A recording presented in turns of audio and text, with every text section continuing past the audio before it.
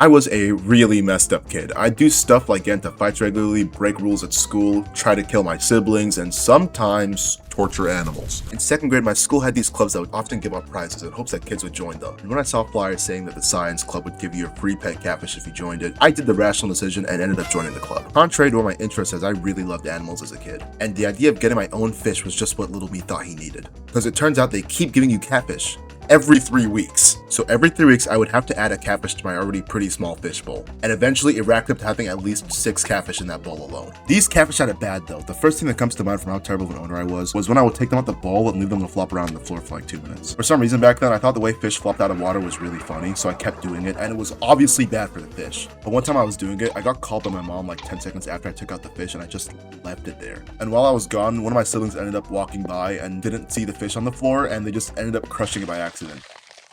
I don't know why I act like this at all. Like, I was normal with every other animal, but for some reason I just didn't feel any empathy for the fish. And I'm glad I grew up out of it because those are like obvious serial killer signs. But animal torture aside, what else did I do as a kid that was so bad that I could compare it to torturing animals? I tried killing my brother twice. For context on the first attempt, it was a hot summer morning and me and my brother were playing Wii Sports on our TV. And as you'd assume, a 6-year-old would not stand a chance against a 10-year-old. Little me couldn't deal with this though, and after getting bodied by my brother for at least 2 hours, I decided that I had enough and made up my mind that I was gonna kill him for being better than me. So I grabbed some bowling pins we had lying around in our room and I launched it straight for his head with full intent to kill him, and thankfully he dodged it. But in the process, I caved the TV in and it was broken for at least 6 years before my dad decided to fix it. I mean, all things considered, this attempt wasn't even that bad. Even if I hit him, it probably would have just given him a broken nose or something. But the second attempt unfortunately did leave a mark on it. For attempt number 2, me and my brother were sitting in the back of a car alone with nobody else in the back row.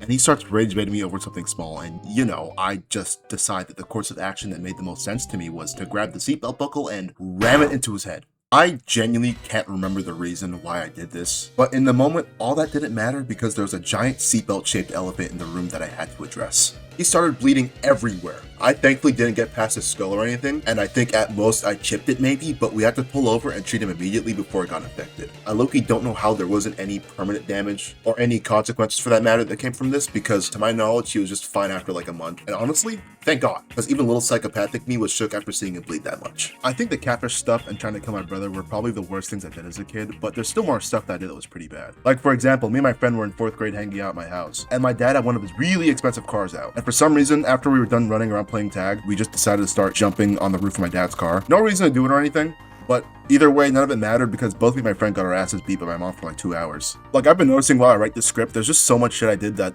just had no reason behind it. Like, before the age of 9, I was operating purely on impulse, and I did whatever I was just thinking in the moment. Like this other time where I was 4, I was getting pissed at my brother because he had been pranking me the entire day. And since I was, 4, I didn't really comprehend what a prank was. So in response to the regular pranks that my brother did on me, I opted to go outside, find an empty clay pot we had lying around, and took a shit in it. In my defense, I was 4, but worst part about all this is that my parents weren't even home when I did this. My aunt was babysitting all of us, and so she had to deal with some shit-ass kid taking dumps in clay pots.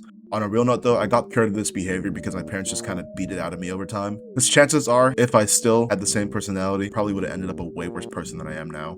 So moral of the story, don't leave clay pots hanging around.